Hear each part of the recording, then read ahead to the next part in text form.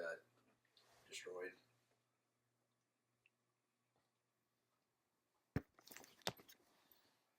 Hello, my name is Jack Swafford. Today I'll be talking about culture.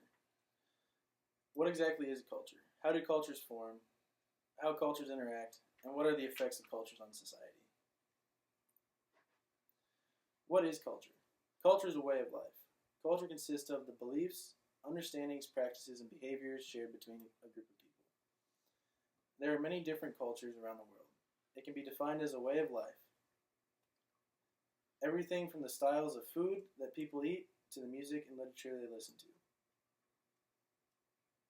Give holidays, for example. Here in the United States, we celebrate Christmas. It started off as a religious thing.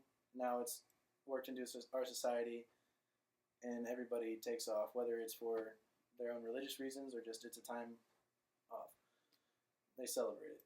In this day and age, the digital media has really affected how different cultures interact, and it's added much diversity between them all. Formation of different cultures. Cultures get formed originally from the ground up. Every different group of people formed their own ways of life, how to complete tasks and their communication methods based on the region of land they originated from and available resources. Using the United States, for example, the northern part of the country was originally a manufacturing industry. The land was not good, fertile environment for large masses of crops to be farmed, and the climate did not allow for sustainable farming. So in that case, they turned towards industry. Down in the south, there were longer, warmer seasons with larger, flat, fertile lands, good for the farming culture. It allowed for the ground roots to be set. Now, if you go out to the coast, they've got the seas and the rivers that go out, and it creates a good area for shipping. And it will allow for all the goods and services to be more easily shipped out than, let's say, in the middle of the country where farming may be better. You move out west, the mineralogy and geology of the land is good for the mining industry. All these different things are what sets the roots for the formation of a culture. If you don't have the correct energy available, you're not going to be able to set up manufacturing plants. If you don't have enough water, you're not going to be able to get large shipments out to go overseas or even have enough for towns. And if you don't have the correct climates, temperatures, precipitations, aspects of the area will dictate how plants will be grown and how businesses will be able to operate. Culture affects society in many different ways. Societies consist of a large group of people that share similar cultures. The U.S., for example, has many different cultures that conform to the large general society. Every culture has different quirks and perks about them. It is to the discretion of no one to decide what qualifies as a quirk or a perk. However, every culture has them. The reactions of different events play a large role in defining cultures within a society. Give the tsunami and earthquake that hit Japan a few years back. The town hit a heavy coastal culture that was very underconstructed and had poor roads and evacuation routes. Their communication between each other is vastly different than that of the USA. After disaster hit that destroyed the entire towns and ended up with numerous fatalities and injuries to people, the society came together and helped out. There was no looting or rioting, it was a time in need, and through the shared values of cultures, the society acted in a peaceful and mannerly order. Society in the United States has many divisions of cultures within them, with people from all places around the world, and with different values to themselves. For example, here in the United States, when Michael Brown was shot, no matter what your point of view was on the subject, it was the time of mourning for the family and the people of the community.